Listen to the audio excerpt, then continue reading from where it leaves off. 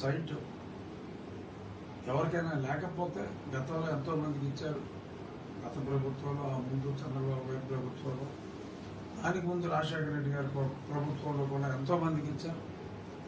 ఏవో ఒకటి అలా లేకపోతే కూడా అప్పటికప్పుడు ఎంఆర్ఓలతో ఆ స్థలాన్ని ఇప్పించి ఈ స్వచ్ఛ హీ సేవ కార్యక్రమంలో మరి మా ప్రజలందరూ కూడా బాగా పాల్గొంటున్నారు.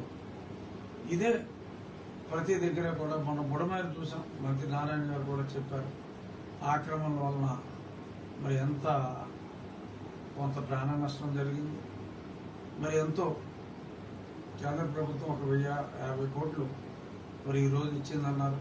మరి ప్రజలు ఒక 500 కోట్లు ముఖ్యమంత్రి గారికి కేవలం ఆయన మీద నమ్మకంతో ఇంత పెద్ద ఎత్తున ముఖ్యమంత్రి సహాయ నిధికి విరాళాలు రావటం అంటే అది చంద్రబాబు నాయుడు గారి మీద ప్రజలకున్న విశ్వాసం, పారిశ్రామికవేత్తలకున్న విశ్వాసాన్ని తెలియజేస్తుంది.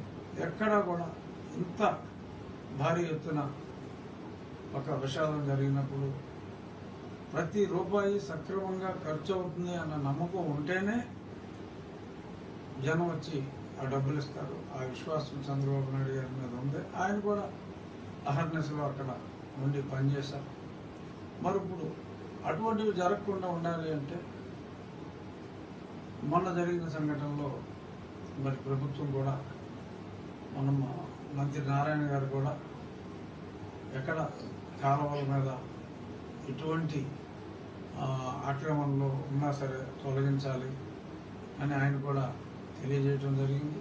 ఈరోజు ముఖ్యమంత్రి గారు కూడా ఆయన స్వచ్ఛత ఉపన్యాసంలో కూడా దీని గురించే, అంటే మా ఉండి గురించి అని కాదు, ఈ కార్యక్రమాల గురించి ఇటువంటివి జరగాలి అని చెప్పి ఆయన కూడా మాట్లాడటం నాకెంతో మరింత ఉత్సాహాన్ని ఇచ్చింది.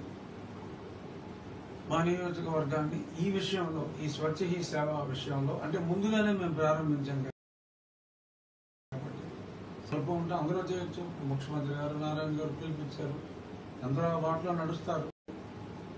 ముందు మేము మొదలు పెట్టాం కాబట్టి డెఫినెట్గా ఒక మోడల్ నియోజకవర్గంగా క్లీన్లీనెస్లో కాలువలు క్లీన్ చేయటమే కాదు,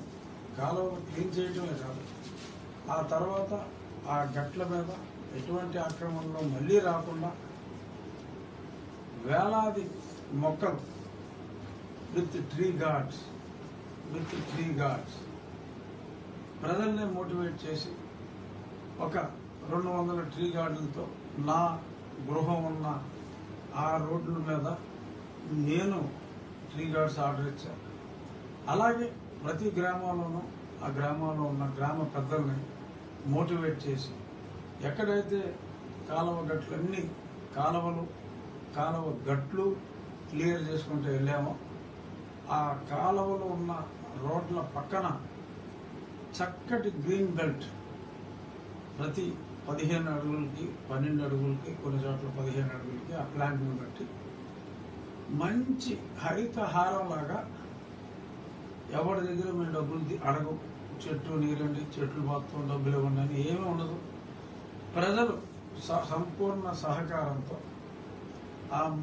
ఆ మొక్కలు ఒక చెట్టు స్టేజ్కి వచ్చేదాకా ఎన్ఆర్జీఎస్ పరిధినాలను కూడా అవసరమైతే వాడుకొని, లేదంటే అది కూడా ప్రజల సహకారంతో ఆ గ్రామం అంతా కలిపి ఒక వర్కర్ను పెట్టి చేస్తూ ఒక మంచి కార్యక్రమానికి, అంటే ఎక్కడైతే అన్ని రోడ్ల పక్కన ఎక్కడ కాలాలు ఉన్నాయో అన్ని రోడ్ల పక్కన ఎక్కడైతే చక్కటి వృక్షాలతో ఉందో ఆ గ్రామం ఉండి నియోజకవర్గంలో గ్రామం అనే విధంగా ఈ స్వచ్ఛ హీ సేవ కార్యక్రమాల్లో భాగంగా నరేంద్ర మోడీ గారు, చంద్రబాబు నాయుడు గారి ఇన్స్పిరేషన్తో, అలాగే మన అటవీ శాఖ మంత్రి deputy chief minister Pawan Kalyan గారికి కూడా మొక్కలంటే ప్రాణం. ఆయన మొక్కల్ని ఎంతగా ప్రేమిస్తాడో నాకు తెలుసు. నాకు 20 సంవత్సరాల క్రితమే తెలుసు ఆయనకి మొక్కలంటే ఎంత పిచ్చో.